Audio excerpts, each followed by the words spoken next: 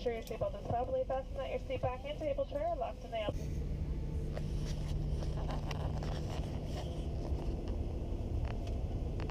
full lift.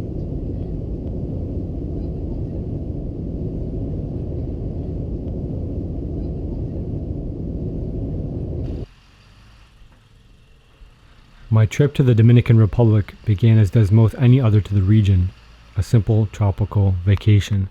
But while you can take the guy out of the country and put him in a tropical paradise, you can't take the forager out of the guy. By the second day I was out foraging, and that's what this video is about. But first, some facts about the Dominican Republic, or the DR. Could the Dominican Republic be a future site for the Wilderness Living Challenge? Does the Dominican Republic have what we need to survive and thrive? Let's look at some facts about the DR and you can decide. First, it's important to note that the average annual temperature is about 25 degrees Celsius. At higher elevations, the temperatures drop to about 18 degrees Celsius, but at sea level, it's about 28 degrees Celsius. Low temperatures are about 0 degrees Celsius in the mountains, while higher temperatures occur in the valleys at around 40 degrees Celsius. January and February are the coolest months of the year. August is the hottest. As you see, most of the houses in rural areas are just shacks, and they lack windows. Most of them are open to the air. The DR is an upper middle class income developing country. It has a 2015 GDP per capita of around 15,000. The average wage in nominal terms is about $400 per month, which is about $50 per day. 30% live below the poverty line. Most of the economy is service sector, accounting for about 60% of GDP. Around 22% is tourism, with the rest telecommunication and finance. The DR's currency is the Dominican peso. The exchange rate is around 46 pesos per US dollar. The DR will readily accept US currency, preferring it to its own national currency. Most of the DR is Spanish speaking. There are a few key words you need to know if you're going to visit the DR. Hola, hi, gracias, thank you, no gracias, no thank you, and no money or no dollar. And the reason for that is because everyone's going to try to sell you. As a traveler and a foreigner, they will try to sell you all sorts of trinkets and gifts and local crafts. The DR love baseball, and if you say you're Canadian, they're going to say go Blue Jays go and Bautista, as he's from the DR. If you're feeling generous, Dominicans will accept all sorts of American goods, including hats, clothing, sunglasses, anything you're willing to part with they'll readily accept. The DR is not a wealthy nation, but it has resources, much of which is food. It exports tobacco, sugarcane, coffee, cotton, rice, beans, potatoes, corn, bananas, cattle, pigs, dairy products, beef, and eggs. By our standards, it would be considered poor because it lacks a lot of material goods. If you're feeling particularly generous, they will accept all sorts of American goods, including clothing, shoes, baseball gloves, hats. They might even ask you for your sunglasses. It is my understanding that the average Dominican has very little money to spend on material goods. A $2 to $3 US tip goes a long way. So what about food? What would a wilderness living challenge look like in the Dominican Republic? As we've come to learn, the Dominicans don't seem to value their fruit, and the fruit is absolutely everywhere. In fact, it cannot be given away. Locals simply won't take it from you, even if you try to give it to them. Fruit is literally everywhere. It's readily accessible. I was easily able to find a great variety of locally sourced fruit in great abundance. According to one of the locals, the stuff grew everywhere. Driving and I saw bananas, plantain, and mango, easily accessible along the roadside. I learned that the Dominican Republic has well over 100 variety of local fruit, from papaya to avocado, star fruit, passion fruit, sea grapes, cherries, apples, strawberries, soursop, sapote, and on, pineapple, breadfruit, toyota, mandarin, grapefruit, and many more. I also figured out that a coconut has about 300 calories per cup, and if you can climb a tree, you can easily get enough calories to survive the day just on coconuts. But if that's not to your taste, there's a plethora of other things to eat all over the place. Stick around, and in the next couple of videos I'll show you exactly how. They also grow many tubers, including yams, cassava, yucca, sweet potato, or taro. As far as fish goes, you'd expect to pay about $100 US for a full day personal fish charter. But this, as is everything in the DR, is highly negotiable. What's even better is you don't need a fishing license. Near as I can tell, also, gill netting is permitted. All the locals I saw used basic hand lines, and fishing didn't seem all that difficult as long as you can get out into the deeper water. The waters surrounding the DR abound with fish, and better than this, the fishing industry is comparatively undeveloped. Finally, despite having plenty of fish, most of the fish eaten in the DR are imported, leaving the local fish relatively untapped. Around Samana, where this is being filmed, it's possible to catch bonito, snapper, American grouper, and shark. There are also marlin, barracuda, kingfish, mackerel, tuna, sailfish, and tarpon.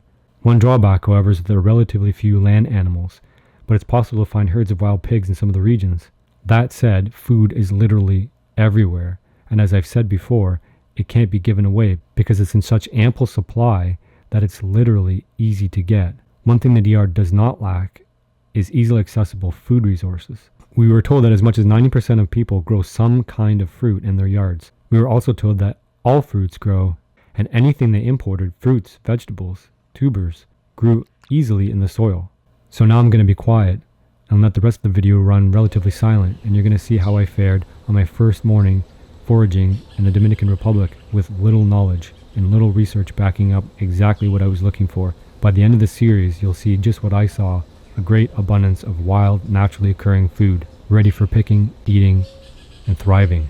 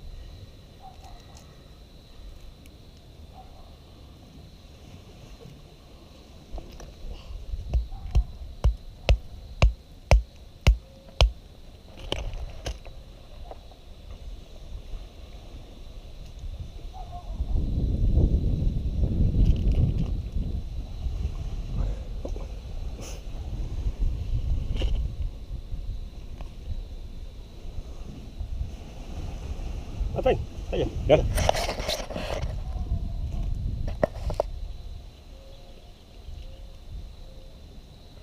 Good. Yeah. It's good.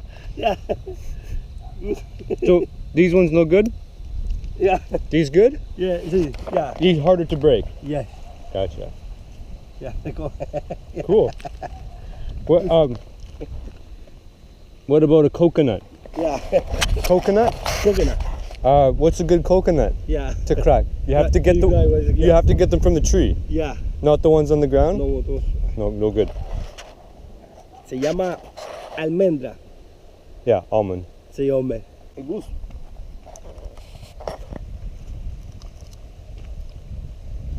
Sour. Yo sabes. A little sour. Yeah.